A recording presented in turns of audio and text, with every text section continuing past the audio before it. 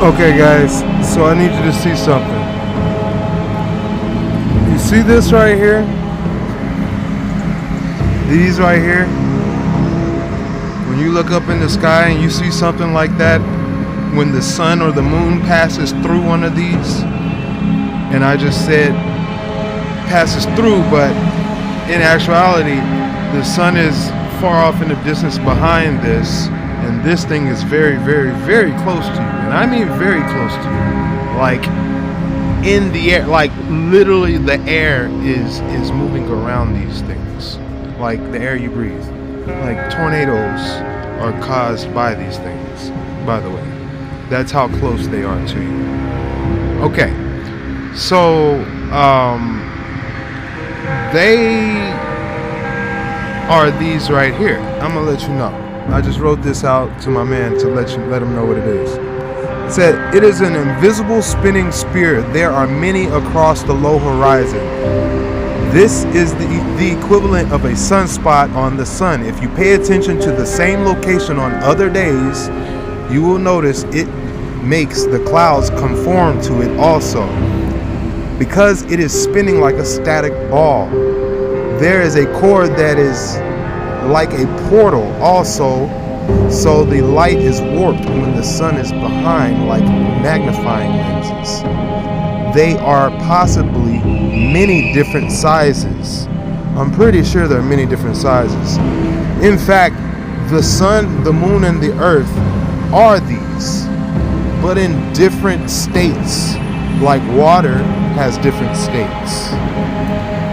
Okay, the planets, the galaxies, these are all different states of these things. Even the universe itself is one of these. And in the heavens, and who is in heaven, like these are these things.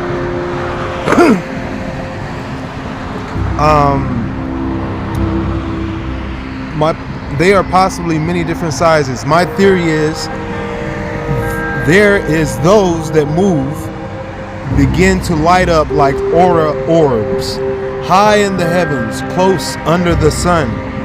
Some go between earth and sun. They are sentient.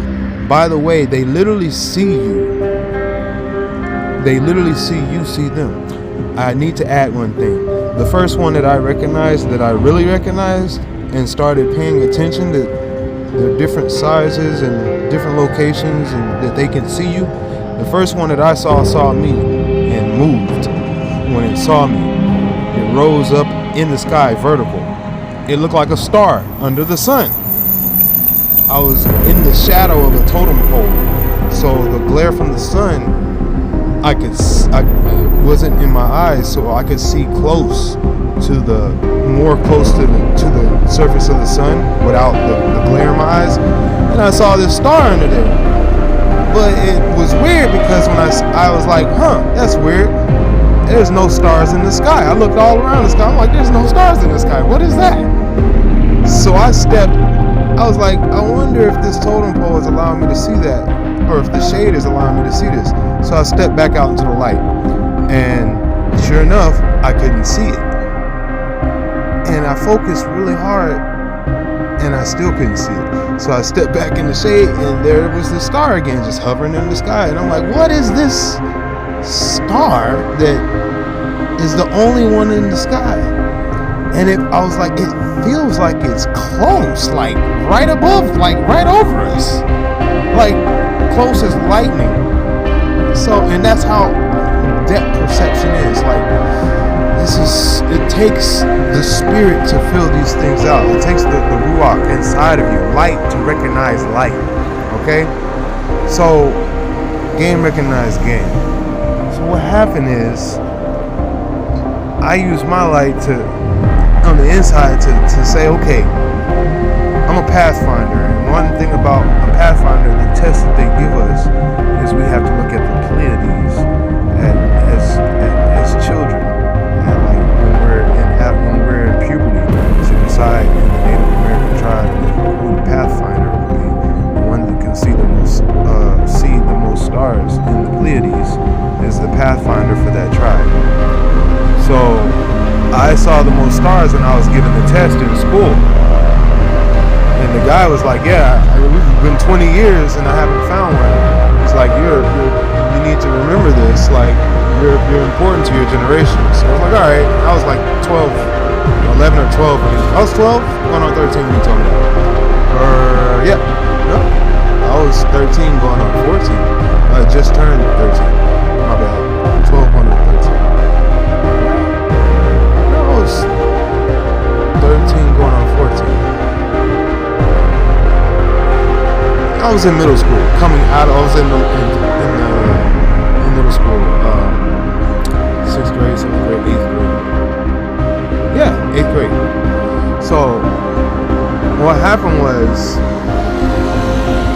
I just knew that this thing was not far away like the stars we've been taught, and it just struck me. I was like, it just seems like this thing is hovering right over the water.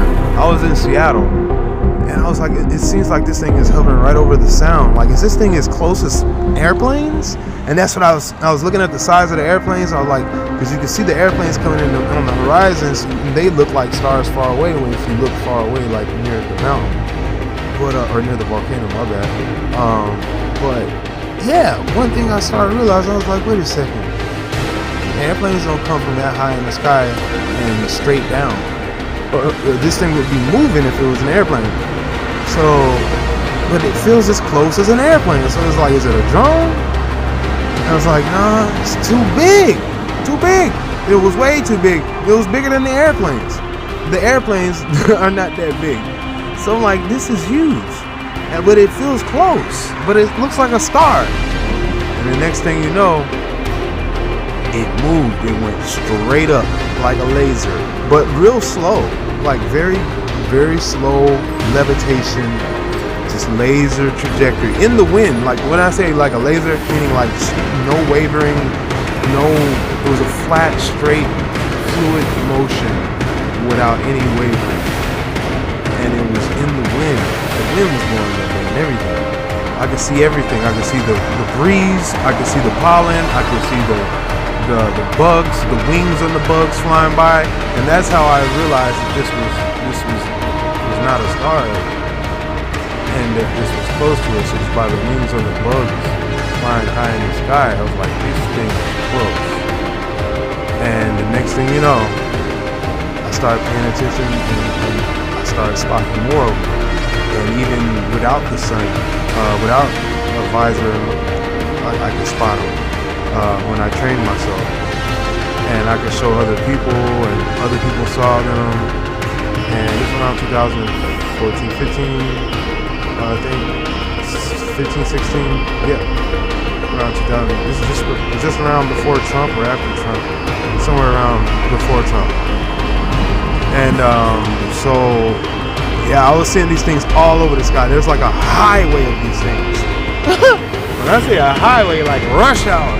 There's a lot of these things up in the sky on the west coast, northwest, and it's like the book of Enoch talks about, if I'm not mistaken. I think that's what these are. I think these are like angels or watchers, and they're monitors. So you see right there's like this right here. This thing is, you can see right through it. But when it's high up in the sky and it starts moving, you see how this ring kind of glows. It'll look like this, and it'll look like lightning, like a little ball of lightning, like a tiny little dot of lightning moving far off in the sky. But laser trajectory, not like bugs, because bugs move buggy, all wild and stuff. Let me finish this up. I suspect you can finish reading this. Alright, but here it goes. They are sentient, by the way. They literally you see them at all times. Some become wandering vortexes on the earth likened to a sunspot, but we call hurricanes and typhoons. They are arcs that bring smaller ones that we call tornadoes or twisters. Alright, just letting you guys know. Holler at me. My name is Repent as Dubs. Check me out. Check out my channel. TikTok, YouTube. I'm out.